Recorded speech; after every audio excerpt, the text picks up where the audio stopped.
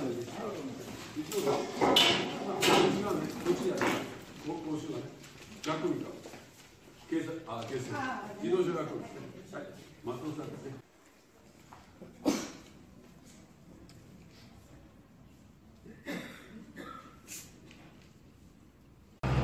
baru saja mengurus proses perpanjangan SIM motor saya. Ini adalah SIM baru saya untuk 3 tahun ke depan. Prosesnya lumayan panjang.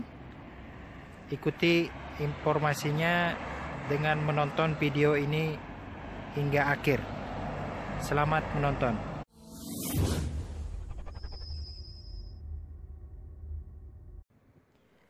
Pengurusan SIM di Jepang dilakukan di Driver License Center atau kantor pusat surat izin mengemudi. Di kantor ini kita akan mengurus administrasi dan juga tempat proses ujian.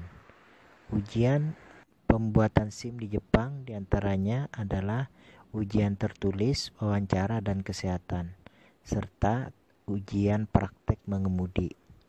Nah, pada video kali ini saya menyampaikan informasi tentang perpanjangan SIM saya, di mana saya sudah memiliki SIM sebelumnya. Sebelum memperpanjang, kita akan mendapatkan surat pemberitahuan dari kantor tersebut 2 bulan sebelum masa berlaku SIM kita habis. Nah, di sini kita akan mendapatkan informasi waktu dan berapa biaya yang harus kita bayarkan untuk proses perpanjangan SIM kita, serta syarat-syarat apa saja yang harus kita siapkan. Masa berlaku SIM di Jepang itu mengikuti tanggal lahir dan berlaku hingga 3 tahun. Ada 6 loket yang harus kita lalui pada proses pengurusan perpanjangan SIM ini. Di loket pertama kita akan melakukan pembayaran dari total biaya yang harus kita keluarkan. Di sini kita akan mendapatkan bukti pembayaran dan juga surat-surat yang dibutuhkan untuk proses administrasi, misalnya tentang surat kesehatan. Nah, selanjutnya kita menuju ke loket kedua. Di sini kita akan antri karena hari ini cukup banyak yang akan melakukan perpanjangan SIM. Di loket 2 ini kita akan melakukan pembayaran juga. Di sini pembayarannya mengenai sumbangan untuk asuransi kecelakaan. Selanjutnya kita ke loket ketiga untuk pengecekan administrasi tentang SIM kita. Setelah itu kita menuju ke loket keempat untuk mencek kesehatan mata kita. Di sini kita akan dicek bagaimana kondisi kesehatan mata kita. Setelah itu kita menuju ke loket 5 untuk pencetakan dan verifikasi data SIM lama. Jika ada data yang perlu diperbarui di loket 5 ini, kita bisa menyampaikannya.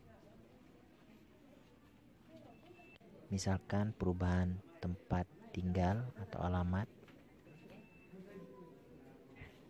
Setelah di loket 5, kita akan menuju ke loket 6. Loket 6 adalah tempat pemotretan. Jadi di sini adalah loket terakhir untuk SIM kita.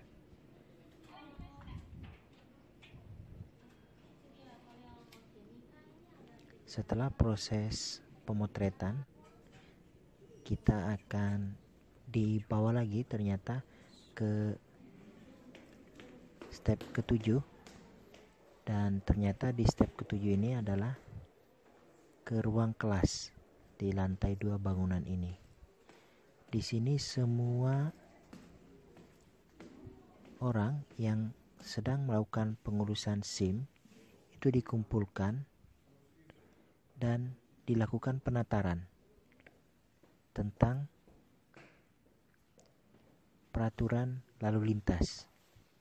Di sini kita akan mengikuti penataran atau workshop tentang kondisi lalu lintas di Jepang. Kita akan mendapatkan buku panduan tentang peraturan selama 120 menit atau sekitar 2 jam. Di sini kita mendengarkan update informasi tentang peraturan di Jepang, larangan-larangan yang harus dipatuhi, serta bagaimana kondisi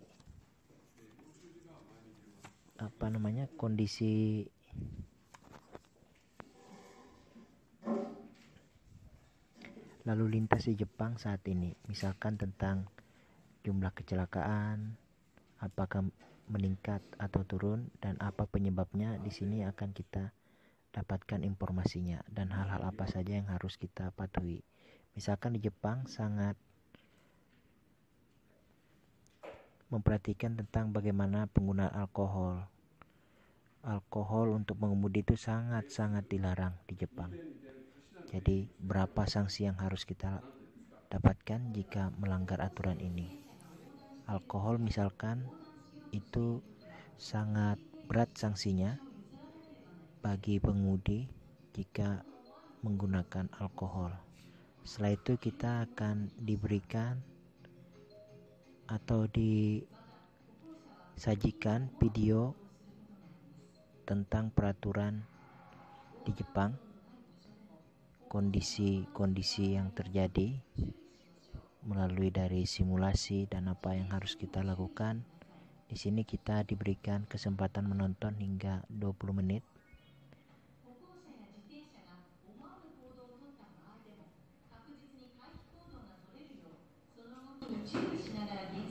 Mari kita simak videonya.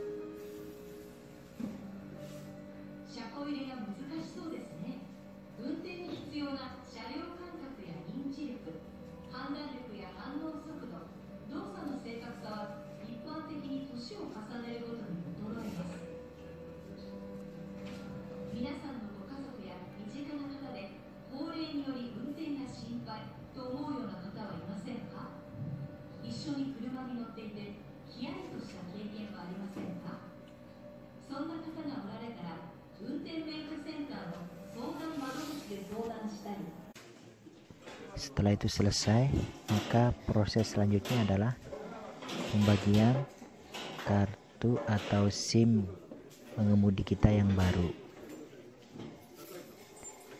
Di sini setelah mendengarkan penataran tadi atau workshop tadi, kita langsung dibagikan SIM baru kita.